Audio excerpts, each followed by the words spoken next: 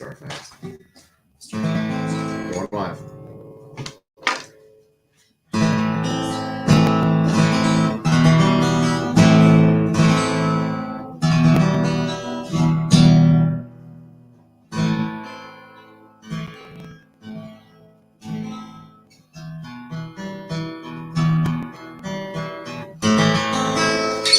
Welcome to Split Bill, folks. I'm Bill Poss, and it is Memorial Day today. So we'll send our Memorial Day greetings out to everyone and salute the fallen soldiers from our nation's history.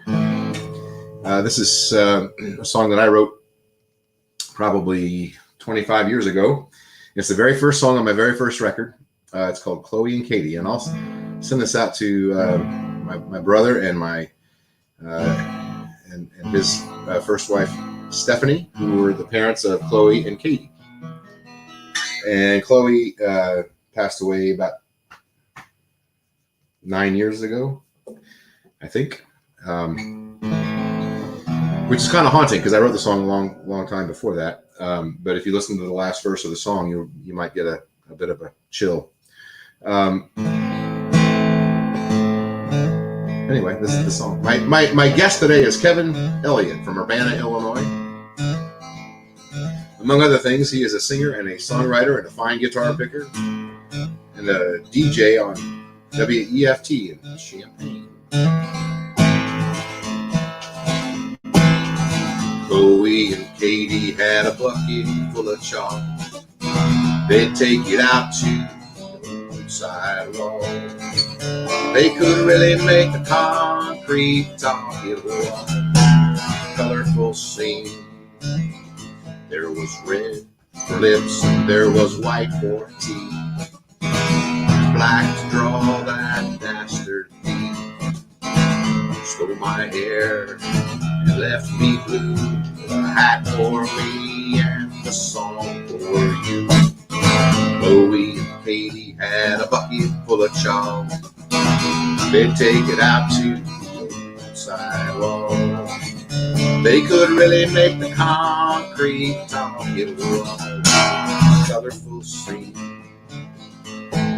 Yellow bananas, there were green ones too. Turquoise waters and skies of blue. Violets and oranges side by side. It's really a rainbow ride. Chloe and Katie had a bucket full of chalk. They'd take it out to the old sidewalk. They could really make the concrete talk. It was a colorful scene. And then one dark day, Caitlin drew a door below the ceiling and above the floor. She walked right through and she closed it tight. She left that concrete sidewalk wide. No, Chloe and Kate had a bucket full of chalk. They'd take it out to the old sidewalk. They could really make the concrete talk. It was a colorful scene. So Chloe was left by the side of the street. Smart girl went and drew herself something to eat. Then she drew a big long black Cadillac. Jumped and drove off and she never looked back. No, Chloe and Katie had a bucket full of chalk. They take it out to the old sidewalk. They could really make the concrete talk. It was a colorful scene. It was a colorful scene. It was a colorful scene.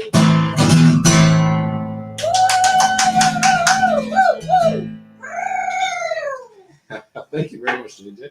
That was a request from Mr. Kevin Elliott, my guest today, writing in from all the way across the creek in Teutopolis, Illinois. How you doing, Kevin? I'm doing well. I was happy to hear you were out on a bike ride this morning, as were Sandra and I. I'm sorry we didn't cross paths.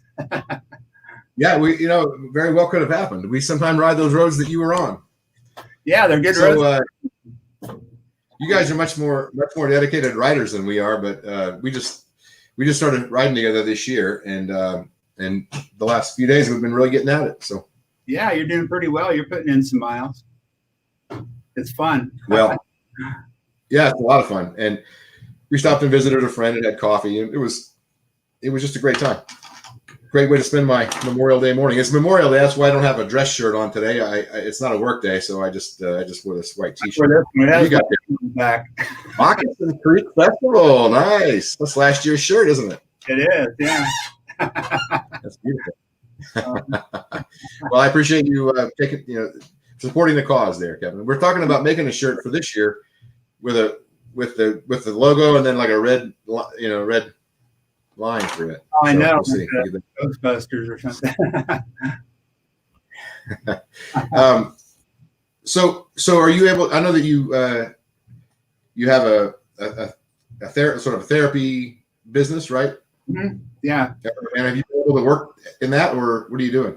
Yeah, we I guess in terms of that little aspect of what we're all going through, we've been fortunate because we were already set up for telehealth, and so really the transition was pretty easy. I say easy for me because I didn't have to actually do all the footwork, but we have a real talented staff with stuff like that. So within a week, everybody was all the clients were seen remotely, and just about all the therapists work out of their home. A couple of them come into the office all by themselves and do their sessions remotely from there.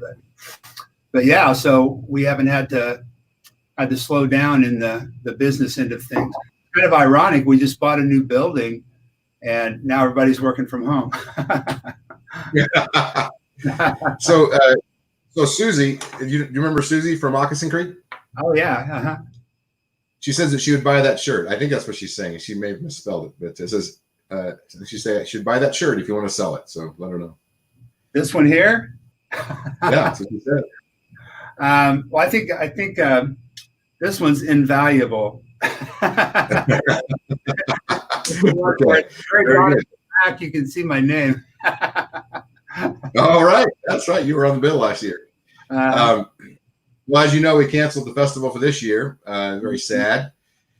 And we can talk about that if you want. But for those of you who are listening, if you have tickets, I'll repeat myself again, just I think it's important to let everybody know. If you have tickets, you can hold them for next year, or you can mail them in to me and request a refund. And so, Susie says that she should buy the shirt that we're talking about proposed making. So I get it. So your shirt is safe. Yeah, I didn't want to be like stalked for my shirt, but Well, as I was saying, if you have tickets, the other thing that has happened is the number of people have just told me we tore up our tickets and we threw them in the trash and we'll buy them again next year. So if that's the way you want to treat it, we would sure appreciate a donation of your ticket purchase, but we do not expect you to do that. So if you want to hold on to them for next year, that'd be great. And want to say that we haven't made a decision about either the Wonder Down or Summer Sundown. Those are still on as far as I know, and we're keeping our eye on things. I will say, Kevin, and I'm curious about your opinion on this, but I will say now that I see the state opening up again and people clamoring to go back to church, and I think they're going to be probably able to do that as of next week. I guess I feel like, I'm not necessarily inclined to cancel the festival. If everyone's just going to say, screw it, we're not going to wear masks and social distance, then, well, we might as well have the festival, right? Yeah, I hope that people are kind of realizing that the virus hasn't gone anywhere, but I think it's minimizing harm and just sort of, I guess, being aware. And I see a lot of people who are trying to do that, and a lot of people who are just seemingly going to take their chances. Well, yeah, I guess I feel like they're taking my chances too. Yeah, I know, right? Yeah, I don't love that. I feel like how do you remember in school, like in high school or junior high, maybe the teacher would say, if everybody doesn't stop talking, then you're going to have to stay here until you stop talking, and then people keep talking, and you're stuck there for 20 minutes after school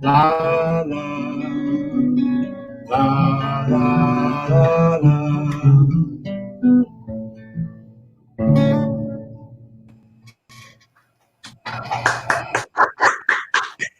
Thank you. So I remember the first time I heard your name.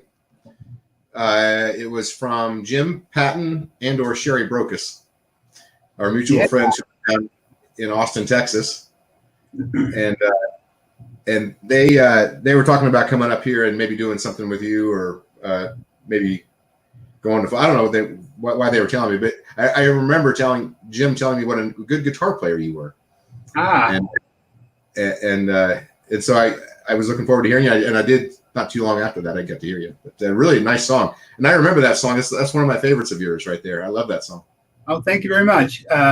Yeah, like I said, it's an old one, and it was on my first CD that I recorded in about 3 hours in an afternoon at a guy's house who had a home studio in Champaign, and anyway, so that was pretty low impact as far as like the time in production. My other CDs took like a year or two, but right, yeah. And yeah, Jim and Sherry, I don't know. I guess I met them first at Folk Alliance, and they're so gregarious. Like it's really easy to make friends with them, and they know everybody in the world, so they introduced me to a lot of folks. I think I met you before I met your brother Larry, but Larry used to play with Jim and Sherry when they would come to these parts, and so I met Larry that way too. And then I met Matt, and so I've met your family at various different venues, I guess. Right. Well, you're that's a common experience around here, I guess. So let's talk a little bit about that. What you said, that this was the first song that you wrote that people really kind of liked. Mm-hmm. I remember that experience of writing songs. I had one song that was kind of a cheesy song called "Hey Daddy," which I still play because I like it. It's about my own dad. But it took a long time to write like a substantial song that people really wanted to hear again. Like it's one thing. It's one thing to say, "Hey, good job," but to actually want to hear a song again, that's a different thing. Or even over and over again, right? Yeah. Oh, yeah. I mean, I think for me, I had to convince myself first that what I was doing and putting together was a song, indeed a song, and I don't know, it's kind of a fine balancing act to kind of base one's self-assessment on what other people think, but it kind of does validate what you're doing if somebody else likes it. And sure, absolutely. Yeah. So yeah, that was, I think, the first one somebody liked. I wrote a song that people like an ex-girlfriend liked or something that was written before that one, but that's the one that caught people's attention fairly frequently way back when. Yeah. But I remember that feeling of having a song that people asked for, and it was kind of surprising in a way, like, whoa, you want what? You have a song that you want to hear? All right. But I was just, just I'm sure as you were. And my thing. Did you ever really? I know that you have lived in Champaign-Urbana area for a long, long time. I went to school there in the 90s, and I used to go to a place called Trino's. Do you remember that place? Well, there was a significant chunk of time that I was nowhere near Central Illinois, and a lot of the kind of formative years and stuff, I was gone, and so I missed out on certain bars and other places in town, and even musical acts that people will assume like, oh, remember the day when so and so played? It's like, well, no, I wasn't around then. So I was gone like all throughout the 80s and stuff, and finally came back toward around the late 80s, early 90s, and that's when I started kind of my time in Champaign-Urbana. So I didn't catch that one and some of the others that were pretty well known at the time. Did you go to school at U of I? I did. But not undergrad. I got my undergrad degree in kind of fits and starts. I went to the University of Iowa, but I was mostly into partying, and so I ended up kind of dropping out and hitting the road. And that's when I traveled out west and, lived in Colorado and California and stuff. Then I came back in order to clean up my act. And that's when I kind of settled in. So I went to school I finally got my undergrad degree at EIU, and then I went to grad school at U of I. Okay. Yeah. I went to 1 year of school at EIU, but as you know, I went to my grad school years at U of I also. Right.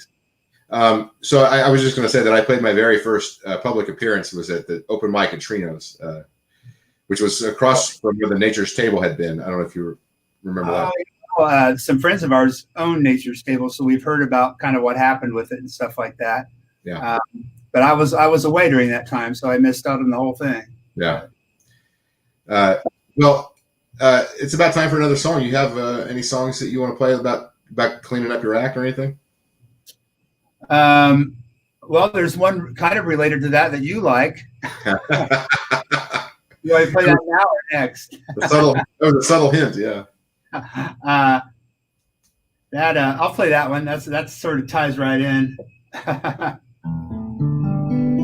Folks, you're listening to Kevin Elliott. Kevin's a singer-songwriter from Champaign, from Urbana, Illinois, and he practically lives in Philo, by my guess.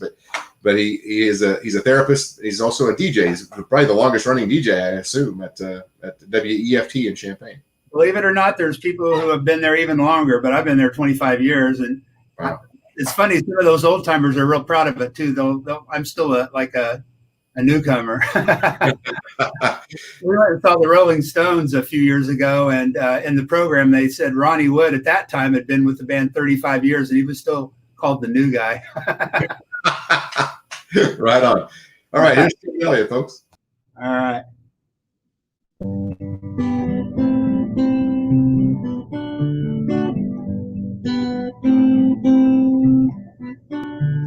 There's something about you of a subtle kind, not easily read by a sober mind. But one thing ain't hard to find. This probably ain't the right thing to say, but you're the prettiest girl in AA. Hey, hey. My life has been nothing but one big regret. I lost all those women, all the friends I met. Can I bum a cigarette? This really ain't the right thing to say, but you're the prettiest girl in AA.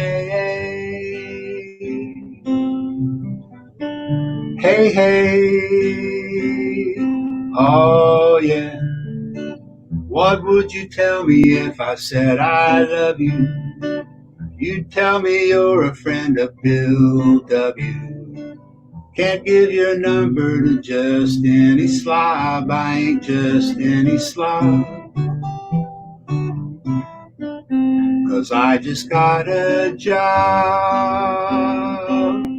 I just got a job.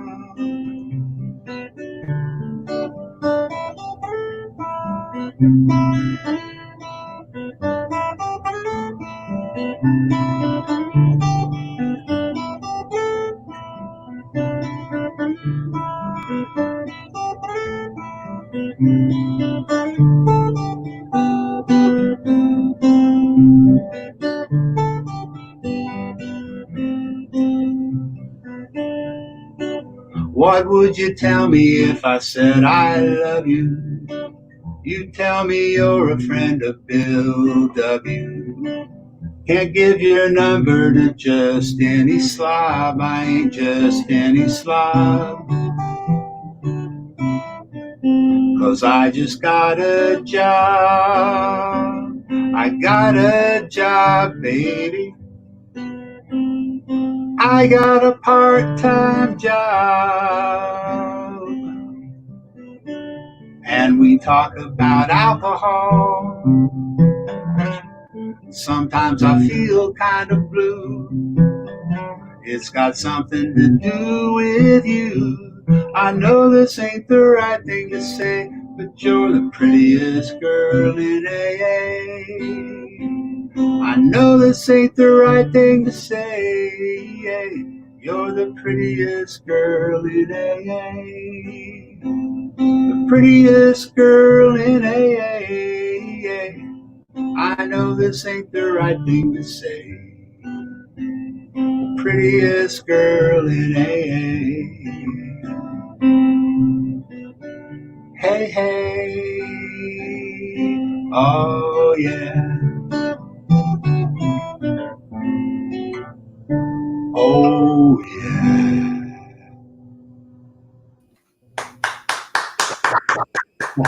Thank you.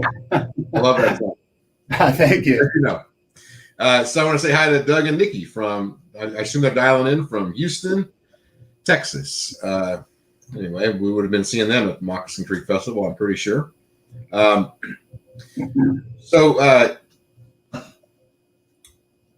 talking about, first impressions and stuff with, hi, Carol from Kansas. All right, Carol. Right. Kansas. I have to admit that when I hear when someone gives me a record and I don't like it, the next time they give me a record, I don't even listen to it. That's my tendency.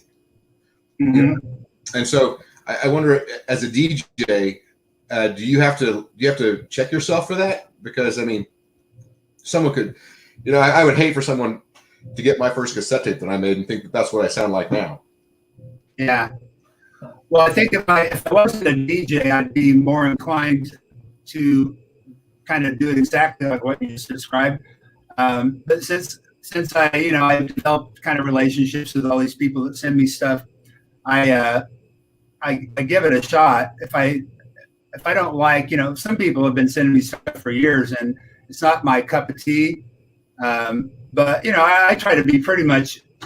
I did this as a therapist too. I mean, I didn't avoid confrontational stuff, but I try to be pretty positive and supportive and encouraging to people. And so if I really hate something, I'm not likely to tell somebody that, Right. But anyway, I will check it out. I get so much though. There are a lot of things, mostly from people I haven't ever heard before, that I don't check out because there's just so much to go through. Right. And and I know I probably miss a few gems that way. And that's one of my favorite feelings is to, start listening to a CD of somebody I've never heard of and just love it. It's sort of like discovering gold, and then like many people, I get ticked off when they become famous, but but they're no longer my secret, Yeah. But I am happy for them. But anyway, yeah. So I must get like, 10 to 20 things a week. So there's just so much stuff to listen to. And I only listen to part of songs too. I very seldom have time to. I'm curious if you get most of your CDs in the mail, or do you get some in emails, or how do people send them to you? Well, for years, I mean, the radio station, WEFT, is still pretty old fashioned. Although now, hardly anybody's coming into the studio to do their show, so it's in a period of transition. But up until the present, almost everybody plays CDs, and for a while I didn't even do downloads. But then I started, realizing how tough it is for people to make a living, and postage went up again and stuff. So I started doing downloads, and what I would do is download them and burn the CD, which is kind of wasteful, but that's the only way I could get other people to play it, put it on the shelf and stuff. And now I'm doing my show from my home mostly, and so I don't have to burn the CD. I can just go directly, download the file and add it to a playlist if I want. So I have kind of entered the whatever it is, 1990s or. And we'll do some downloads now. I know some very well-known DJs who won't even touch them though.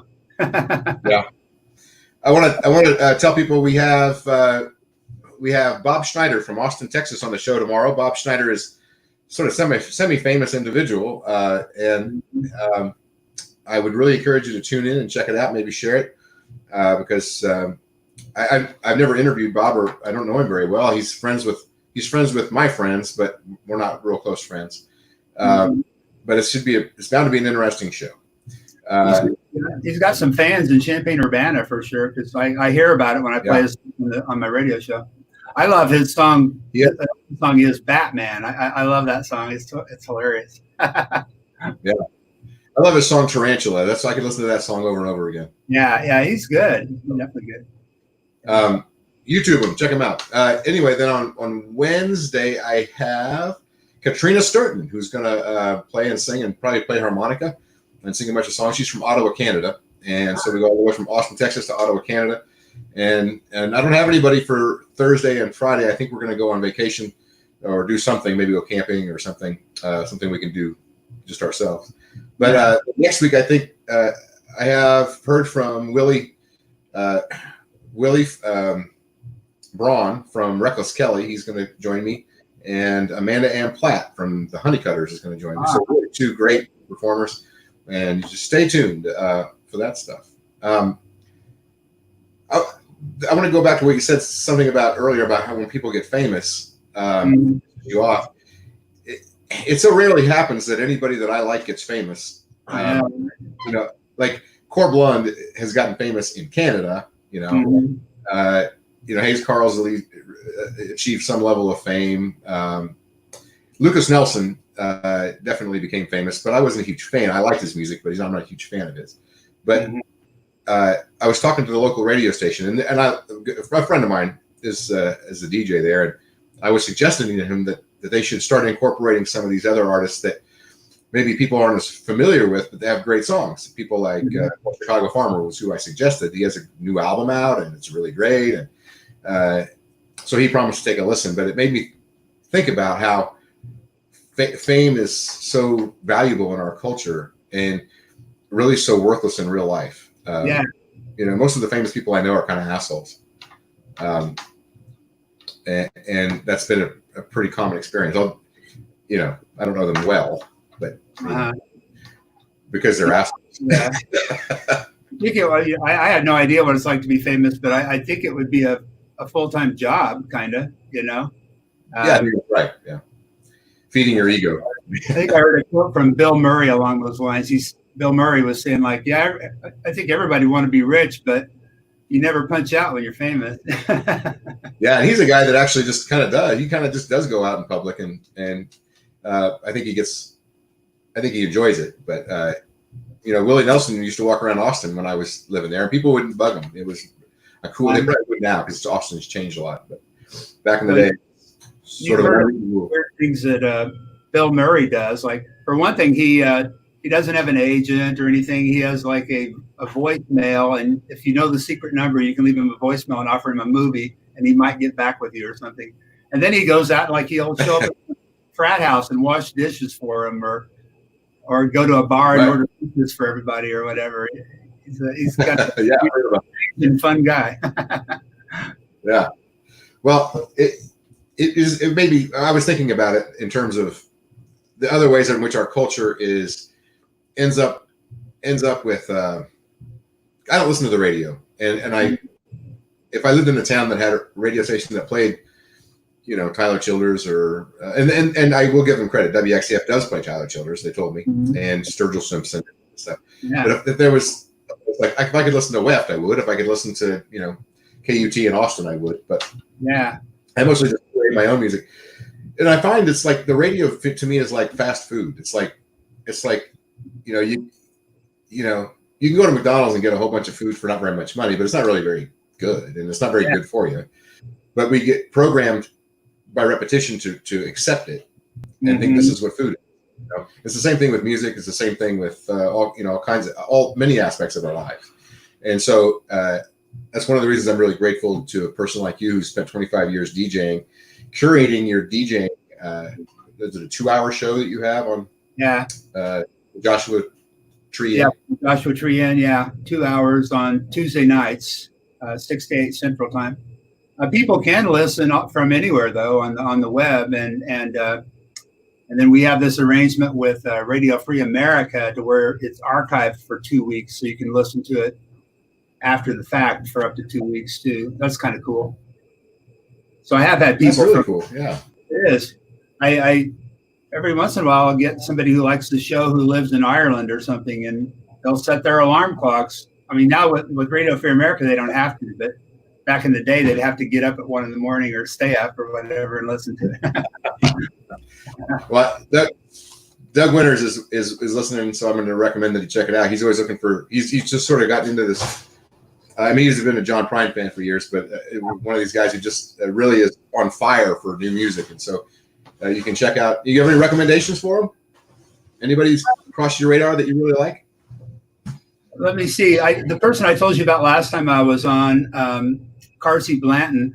My favorite song of hers is the title track for her last record called Buck Up. And after I talked to you, I looked at the credits, or actually Sandra didn't, and that song was co-written with John Prine. So it's like, oh, no wonder I like it so much. Oh. But she's like really intelligent and really talented and really kind of rebellious. And so I definitely recommend her, Carsey Blanton.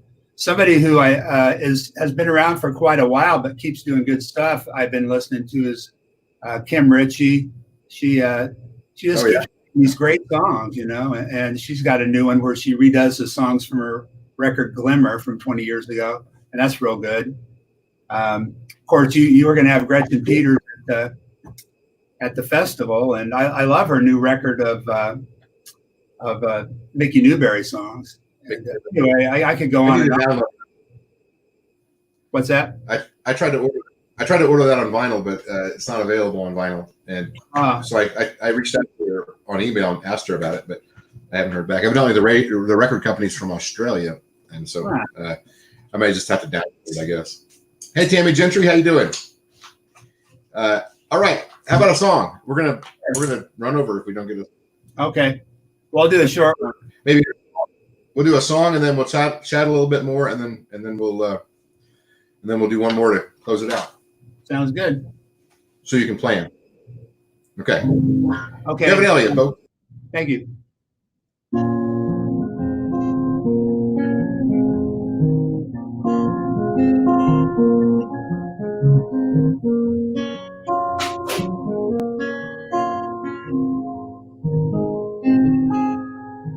I got a new hat and suspenders to match my new bow tie, pinstripe pants, leather spats, and a monocle for my left eye. I am notorious for my sideburns, goatee, and silver tooth.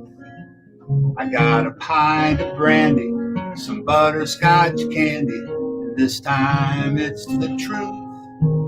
I got a valuable antique pool cue. My shirt's clean starched and blue. I got a tab at the bar and a fat cigar and a large obscene tattoo.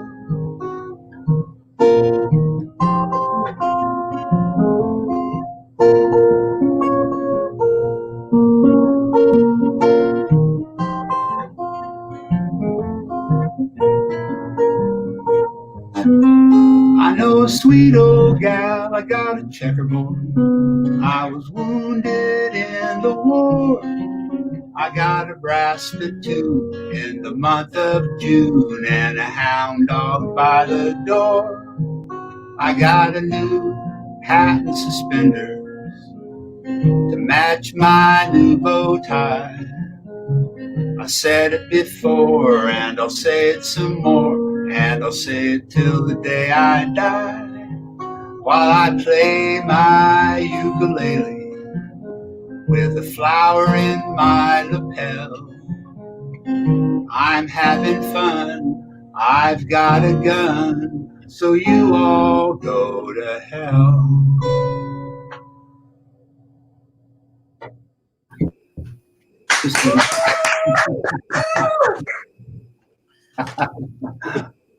That's a cute song. Thank you.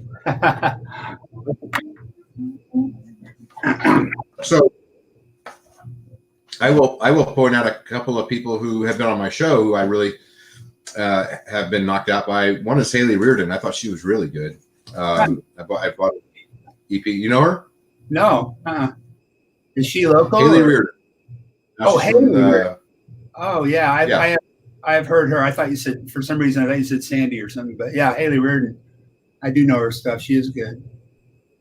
Yeah, she's really good. If you like, she's a young woman singer. She sounds like that, and she sounds like she's from Boston, which I think she is near Boston. But I like her sound. And so check her out. And Annie Flowers was on my show last week. She's really good. If you like country music, she's really good, which I do. Both at songwriting. Have you heard of her? Yeah, I've heard of her, but I don't know her stuff really. Did she play? Yeah. She's local, right? Is she from around? She lives in Effingham. Effingham, yeah. She moved. I think I saw her at an open mic once, and if I'm thinking right, yeah. But yeah, I don't know her. Does she have recorded stuff? She does, but she doesn't have anything out right now, so she's working on that. But she got a record deal when she was 21, and then it imploded because the record company got bought by another record company, and then they didn't release the album. So she doesn't know the masters, so she can't put it out.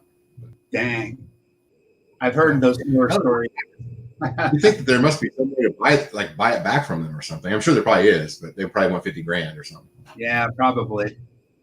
Yeah, that happened to a lot of talented people. It's a bummer. Yeah. What happened to Prince? That right? It happened to Todd Schneider and others. Yeah, Patty Griffin. Happened to Beck. Oh, did it happen to Patty Griffin? I like her. Yeah, she finally got the record out like 20 years later or something. Wow.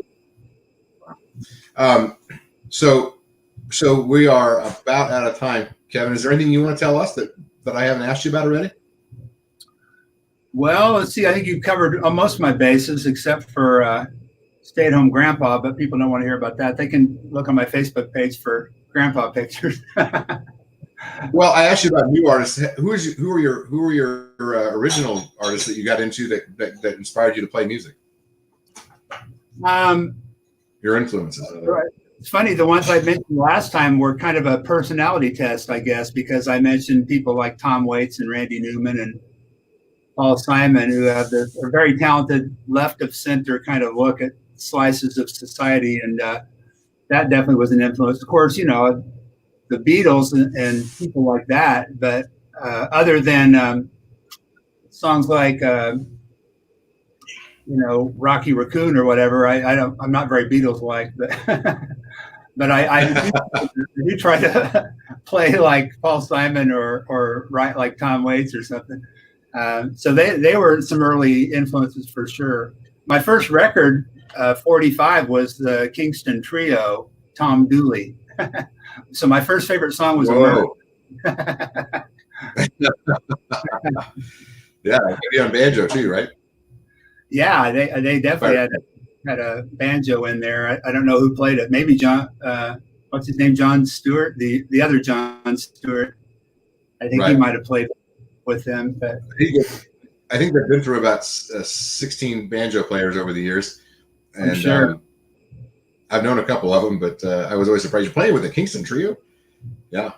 But I think they're still traveling and touring. Yeah, the current version of the band was at Folk Alliance a year or two ago in their striped shirts and all strumming acoustic guitars. They didn't even have the band. Wow. Hey, did I hear that Folk Alliance for next year was canceled? Yeah.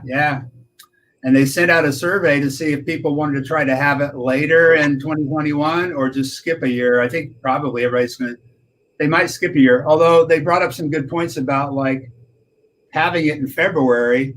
Like the last time I went was in Montreal in February, and Sandra and I decided to drive there. And so we had a blizzard the whole way. There was like 20 inches of snow in Montreal when we got there. Yeah. Well, I've been, even when in Kansas City, it was a bad. I'm sorry. Say that again. I didn't. I said that even when it's in Kansas City. Yeah, Kansas City. Even when it's in Kansas City, it can be subject to bad. Yeah, right. That's in February, you're throwing the dice for sure, unless they have it in New Orleans again all the time or whatever. That they could. I'd be okay with that. Yeah, that'd be cool. Yeah, I enjoyed taking the train down. I'm sorry we didn't connect on that, but it was kind of a fun little ride to hop down there. Loved it. Yeah. Well, yeah. I like Kansas City also. Of course that's close for us too. So. Yeah, I believe. Right. Well, weather-wise at Kansas City. Well, why don't you bring us home with a song here, Kevin? And it's been a great pleasure to have you on my show. This is Kevin Elliott from Urbana, Illinois. He's got 2 or 3 albums. 3. The first one is, for all intents and purposes, I'm down to like 10 of those or something like that. And the last 2 have been on the Soon the Songs label, and really great people out of Jonesboro, Tennessee. And so anyway, eventually I'll have another one with them, but I guess we'll have to see how things play out for that. So, cool. All right, I'll finish up. What's that? It's been a pleasure having you, bud. I keep talking at the same time as you. Did you have okay. All right, here we go.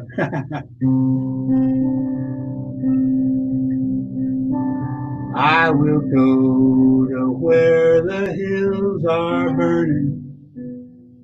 It's a path I've known all too well.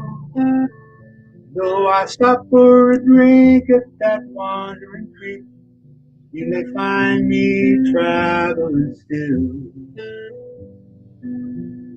I will go to where the beasts are howling. That's the road I have gone time or two. If I lie down to rest where we went in days past, I will keep my eyes open for you. I'll go to where the fields are barren, where I ended so often before. It's the toss of a coin tells you which way I've gone, but it's always a ways from your door. And if you go to where the hearts are weary, you will see me walking along, with stones for a bed and gray clouds overhead, the raindrops singing the song. I'll go to where my love's forsaken, then I must empty my sack, dispose of my wares, and I'll shed all my tears. Then I'll turn and I won't venture back. But if I go to where the songs are silent, and that silence feeds a hungry host, I'll carry these chords and I'll share all my words, and I'll go where I'm needed the most.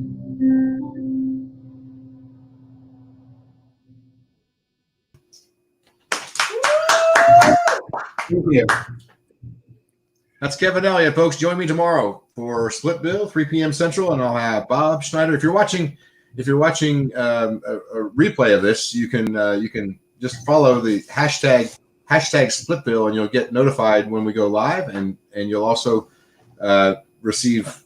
Typically, I was a little behind the 8 ball today. I didn't get anything out, but typically you'll get a notification a few hours ahead of time. And anyway, Bob Schneider tomorrow, Katrina Sturton on Wednesday, and I think we're taking Thursday and Friday off. So if that doesn't change, we'll start planning for next week. Thanks a lot, Kevin. All right, thanks, Bill. Thanks for inviting me.